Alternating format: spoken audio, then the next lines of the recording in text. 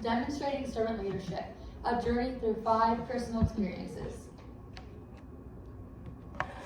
So understanding servant leadership. Servant leadership is a philosophy where the main goal of the leader is to serve others. This approach prioritizes the need for team members and encourages their development. It fosters a positive and collaborative work environment. And the significance of this is that it has an ability to enhance trust, improve team performance, and promote a culture of empathy and support. Okay, so these are 5 times, and I have highlighted applying servant leadership in my life. So the first one is when I babysit. So I focus on caring for the child's needs first. Obviously, when you're, with a child, you put their needs before your own. I create a safe, supportive, and positive environment. I listen to the child and respond accordingly and thoughtfully by teaching and guiding gently. And I'm patient and empathetic. Ultimately, when I babysit, I put the child's needs and wants above my own, ensuring that they are safe and welcome. So when I babysit, it's not about me, it's about that kid and the family that I'm babysitting for. The next one is teaching. So I teach dance, and I teach Tiny Tots, which is ages like 4 and 5, and I teach junior classes, which is 7 to 9. And when I teach, I create a supportive environment where my students feel safe to express themselves and take risks. I'm always teaching them new things, and I listen to their challenges, whether that be not getting what they want for breakfast or actual challenges. Encourage them and help them overcome obstacles. I model patience, empathy, and dedication, inspiring them to keep improving. I don't give them advice to quit or give up what they love. So when a dance teacher leads with the mindset of helping students succeed and flourish rather than just giving orders or focusing on their own ego, that's servant leadership in action. So when I teach, I'm not focusing on my ego of making the dance perfect. I'm focusing on helping the students succeed and flourish in their own ways and ultimately do the best they can. The next one is Flush Away Cancer, which is a fundraiser for cancer, and it's done around our school with our SLC. So when I make this fundraiser, my goal isn't personal gain, but improving others' lives, which aligns perfectly with the servant leadership mindset of prioritizing others. I try to inspire and bring together others to contribute and work towards a common goal, which is raising money for cancer. Showing leadership through service, I recognize the challenges or hardships others face and take initiative to address them. So for example, Flush Away Cancer, I'm recognizing that these hardships that people go through when they're diagnosed with cancer, and then figuring out a way to help, address them or make them more common.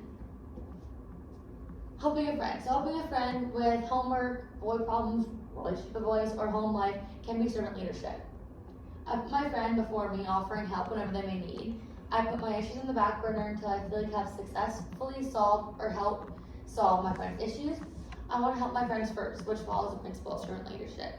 To me, friends come first, obviously, above myself, to the point, and I have servant leadership. And the last one is cleaning a house. So every time I babysit or go to a friend's house or family member's house, I will clean or tidy their house, whether that be my OCD or just I want to, it always happens. It is more common for me to clean the family of kids I babysit, but I always make the gesture. Sometimes parents need a break or some are scared to ask for help. So I will always make the attempt.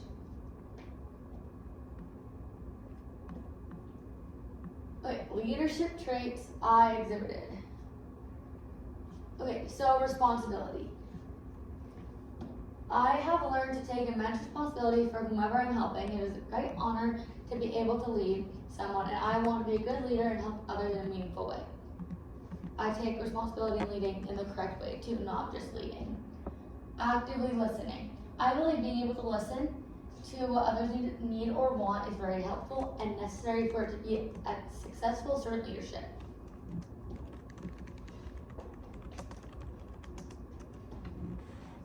Perseverance. Things do not always go as planned, whether that be any leadership, and sometimes you need to dig deep and persevere when things don't go your way. Commitment to growth. Commitment to growth of others fosters a positive culture and empowers individuals to reach their potential. To be able to commit to whoever you're helping or to the task we're doing is very important. You're not just doing it, once and done. You're continuing to help them and reach their main goal. Vision. Vision provides direction and inspires teams to work towards common goals, aligning with the servant leadership. Having a vision on what your goal for the day is or what you want to complete ensures that you have a plan and you aren't going to think without thinking.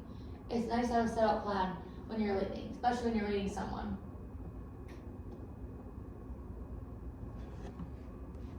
Okay, so past experience. In the past, I've engaged in acts of servant leadership, such as mentoring team members and prioritizing their needs, which fostered a collaborative environment and enhanced team performance.